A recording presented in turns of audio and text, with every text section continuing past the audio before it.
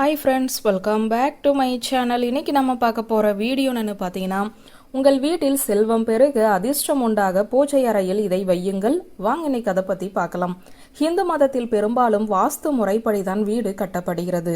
அதில் வீட்டின் வடகிழக்கு அல்லது கிழக்கு திசையில் பூஜை அறையில் அமைக்கப்படும். ஒவ்வொரு வீட்டிற்கும் பூஜையானது மிக முக்கியமான இடமாக கருதப்படுகிறது. ஆன்மீகம் நிறைந்த இந்த பகுதிக்கு முக்கியத்துவம் அதிகம். தெய்வங்களை வழிபடவும் நமக்கு தேவையான வரத்தை பெறவும் பூஜை அறை ஒரு புனிதமான இடமாகும்.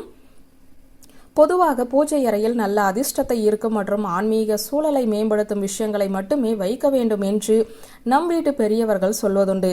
அப்படி செய்வதனால் முழு குடும்பத்திற்கும் நல்ல பாசிட்டிவான எனர்ஜி கிடைக்கும். அப்படி பூஜை அறையில் என்னென்ன பொருட்களை தான் வைக்க வேண்டும் என்பது குறித்துத்தான் நாம் இப்போது இந்த வீடியோவில் பார்க்க போகிறோம். பொதுவாக நம் வீட்டில் பூஜை செய்யும் போது மணி அடித்துக்கொண்டே பூஜையை செய்வது நல்லது. அதற்காக பூஜை அறையில் கண்டிப்பாக மணியை வைப்பது நல்லது என்கிறது சாஸ்திரம். அதனால் பூஜை அறையில் மணியை வைக்க வேண்டும். இது ஒரு ஆன்மீக சூழலை உருவாக்குகிறது. மணியின் ஒலி சத்தத்தை சுத்தப்படுத்துகிறது. மேலும் வீட்டில் உள்ள கெட்ட சக்திகளை அழிக்கும் ஆற்றலுமே இதற்கு உண்டு. இது வீட்டிற்குள் நேர்மறை ஆற்றலையும் இருக்கிறது. அடுத்ததாக கங்கை நீர்.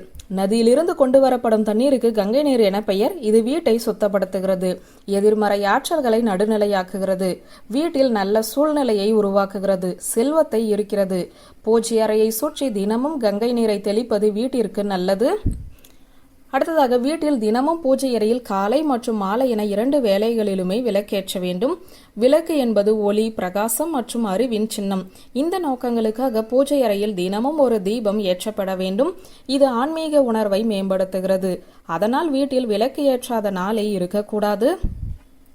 வீட்டில் செவ்வாய்க்கிழமையும் வெள்ளிக்கிழமையும் சாம்பிராணி போட்டு தூபம், அகர்பத்திகள் ஆகியவற்றை பூஜை மண்டபத்தில் ஏற்றினால் அதிலிருந்து வரும் புகை காற்றை சுத்தப்படுத்துகிறது. அவை நறுமணத்தை வெளியிடுகின்றன. இந்த வாசனை மனதை அமைதிப்படுத்துகிறது, மனநிலையை மேம்படுத்துகிறது. உங்களுக்கு பிடித்த சாமியின் சிலைகளை பூஜை அறையில் வைத்து வழிபடுவது நல்லது. அதனால் அந்த இடமே புனிதமாகிறது. ஒவ்வொரு நாளும் சிலைகள் மற்றும் தெய்வங்களின் படங்களை வணங்கி அருள் பெறுங்கள். இப்படி செய்வதால் வீடு மங்களகரமாக இருக்கும். செல்வத்தையும் அதிர்ஷ்டத்தையும் ஈர்க்கிறது. பூஜை அறையில் தினமும் புதிய மலர்களால் பூஜிக்க வேண்டும். அவை நல்ல நறுமணத்தை வெளியிடுகின்றன மற்றும் தூய்மையை மேம்படுத்துகின்றன. இதன் விளைவாக வீட்டில் உள்ள சூழ்நிலை மகிழ்ச்சியாகவும் ஆன்மீகமாகவும் இருக்கும் என்பது ஐதீகமாகும்.